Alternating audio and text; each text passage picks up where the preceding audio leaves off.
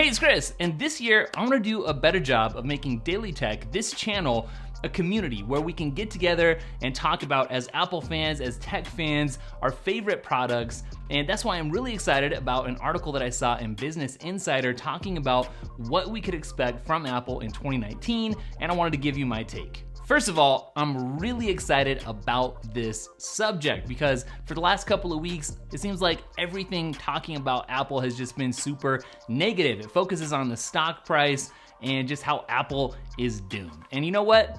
As an Apple fan, there's so much to be excited about in 2019. Like, I'm a Mac and iPad user every day. iPhone, every day. Apple Watch, lots of other Apple products, every day. I'm very invested in this ecosystem. If you don't know why, you should check out my video, which I made on the Apple ecosystem, which I'm gonna link up down below. So regardless of the quarterly stock price, which anyone can say anything they want about, I don't even care.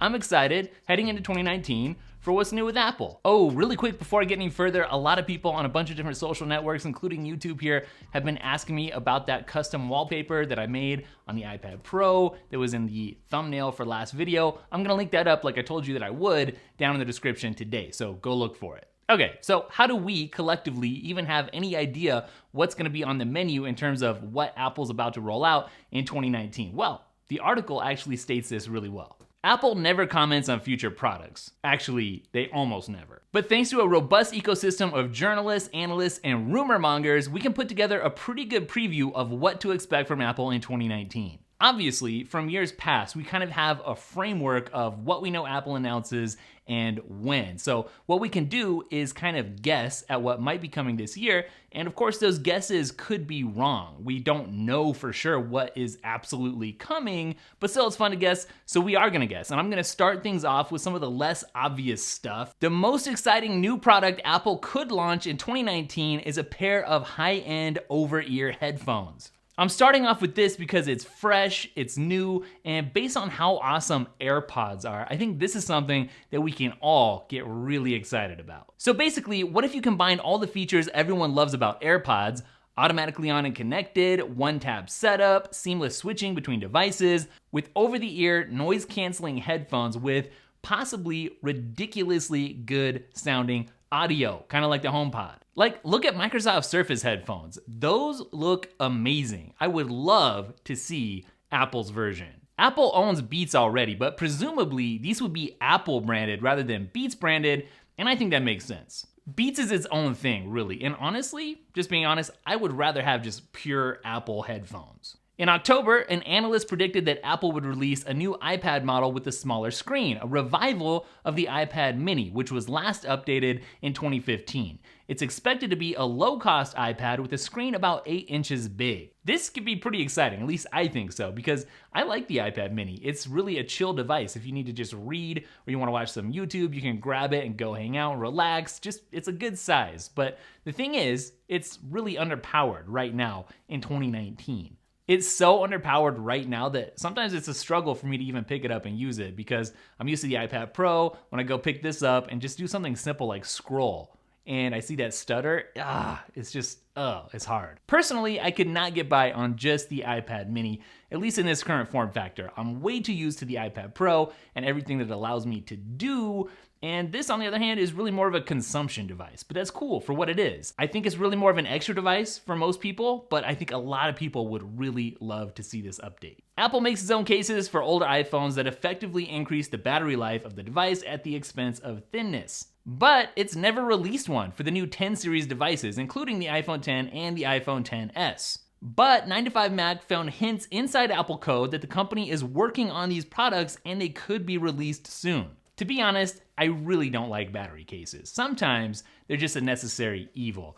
I usually prefer ultra-thin cases. I made a whole video about it. You guys liked it too, apparently, because it was a popular video. I'll link it up down below if you missed it. But maybe this could be a good thing. No battery case on the planet actually looks really great, but I think the power users out there who would demand something like this at least deserve something that's made by Apple and hopefully something that looks even better, which wouldn't be all that hard to do, than the last version. Apple said that it planned to release the AirPower wireless charger in 2018 when the iPhone X came out, but the calendar year came and went without an official launch or comment. The news of AirPower being launched in 2019 would honestly land with a big thud, I think. The reason is so many people, companies, in the meantime, since the announcement, have come out with AirPower alternatives and lookalikes and copycats, it would kind of be more or less a joke. And I'm fully prepared to eat those words if it turns out to be amazing and worth the wait. Trust me. Here's my stance on this, and lots of things. I would always rather have an official Apple accessory versus a third-party accessory, so I'd rather have AirPower if it was available than a knockoff, because Apple stuff works better together.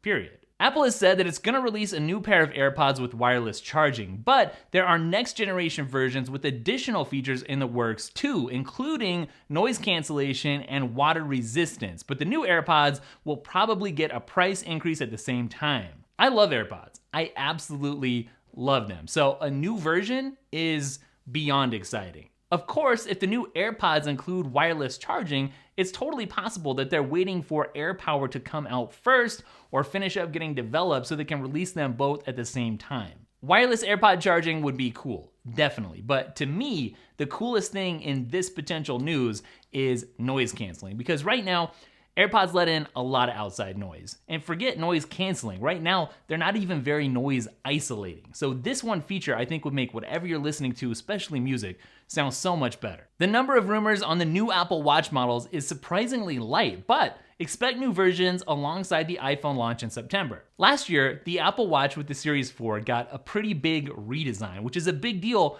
because it was the first time that the thing had been redesigned since it debuted. It was such a big deal that a lot of people were more excited about the Apple Watch news last year than the announcement of the new iPhones, which was kind of a first, I felt. So based on the pattern of the device launching, going several years without a redesign, and then getting a major redesign, I would say that this year's update is going to be more low-key. Maybe some new internals, maybe some new software features, but nothing really huge.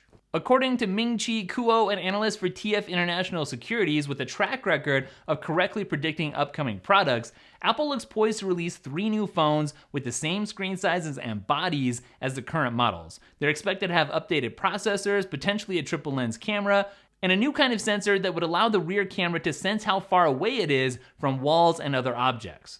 I just have the feeling that this year's iPhones aren't going to make anyone feel like they really have to upgrade or like they're really missing out.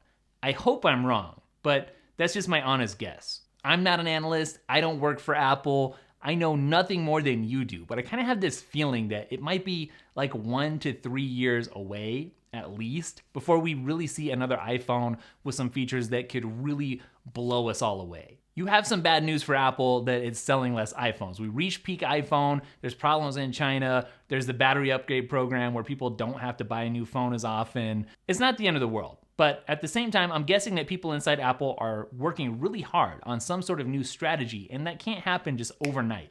Think of it and implement. It's gonna take a while to roll that out. Still, if you're just looking to upgrade this year because your old phone is just old and it's time, then I think there's a lot to look forward to for you, and especially in the camera department. The iPhone's no longer the undisputed camera king when it comes to smartphones, and I miss that. I wish that it still held that title. I wanna know that the phone in my pocket is the best out there. This is one thing that Apple used to consistently upgrade to make sure that they were ahead of the competition. And if the phone screen and the size and the shape didn't really change, you always knew you were gonna get a better camera. And that one feature, you were gonna be able to lord over every other phone maker. That's not the case anymore, and I'm really hoping that Apple steps it up in a big way. You can also expect Apple to refresh its MacBook and iMac computers with the latest Intel chips and other component upgrades. The long-rumored Mac that runs off the iPhone-style chip doesn't appear likely for 2019 though. So probably just some pretty light and non-groundbreaking updates coming for iMacs and MacBook users this year. Probably some of the more boring updates, I would say. In 2016, Apple pre-announced a desktop computer for programmers, videographers, and other professionals who need the most power possible. Now it's time for the new machine to come out. The new Mac Pro is supposed to be modular, hinting at some sort of ability for customers to expand its features, but there aren't a lot of details. One thing is clear, it's gonna be very powerful and very expensive. New Mac Pros have been coming for a while, and it's awesome to think about, but on the other hand, I try not to think about them too much because I know it's gonna be out of my price range. I'm really glad that Apple is trying to reassert itself in this space though, because for the last couple decades, I think Apple really dominated the pro and the creative markets. And in the last few years, they've ceded a lot of territory to Microsoft in that respect. Like, there have been times in recent years where I, as a person who does video work professionally, and as someone who was trained as a graphic designer in college, would see a Microsoft product and be like, wow, blown away. Like, great design. Runs Windows, but great design, and wishing that that was Apple making these big strides aesthetically, but it wasn't.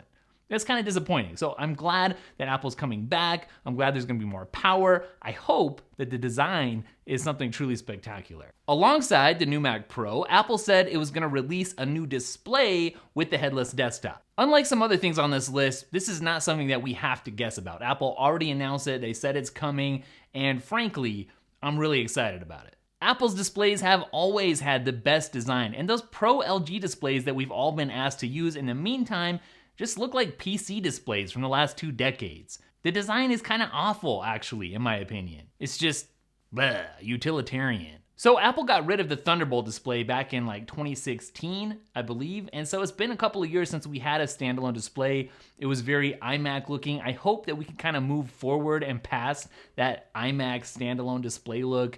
It's nice, but it's starting to look kind of dated, and I'm hoping that we get something that's fresh that kind of moves the space forward a bit more than that. Like, just look at what Samsung's doing with their space-saving displays. You hope Apple's got more innovation coming, kind of like that, but in any case, an Apple design display will be a huge visual, aesthetic, and performance upgrade for a lot of desks. Of course, there's always the chance that Apple's gonna announce some sort of new product or products that nobody has any clue about, which would be awesome. Some sort of one more thing, you know, like AirPods or the Apple Watch. Those are things that are new in the last about half decade that have been really cool and they've been exciting for the community. And I hope that there's something else like that. I always hope for that. I do feel like in 2019 though, there's lots for Apple users to be excited about. If you're here, if you're in this ecosystem, if you're thinking about getting into the ecosystem, you're gonna be excited. Part of me though does wish that Apple would work really hard to get rid of the notion that they've kind of put things on cruise control and that nothing new is ever coming out and that everything is just getting refreshed and updated. That's something that they could do and that they've done in the past by copying some good competitor features and then bringing those into their more privacy-focused ecosystem. Or, which is going to happen at some point, it could come in the form of a brand new world-changing category inventing and defining product like AR glasses or an Apple car or something else that we don't even know about. That's gonna happen at some point. Probably not in 2019 though. Definitely let me know down in the comments which Apple products you're excited about in 2019 or what stuff you just want to see from Apple this year. If you like this kind of video where we're just kind of hanging out talking about the latest stuff in the Apple world and the tech world, then make sure to subscribe because I've got a lot more planned. Also, I'm planning on making 40 different episodes of the Unbelievably Useful series this year alone, so you have to subscribe for that. Don't forget you can follow @DailyTech, spelled Daily Tekk, on Instagram and Twitter, and I'll catch you guys in the next video. Later.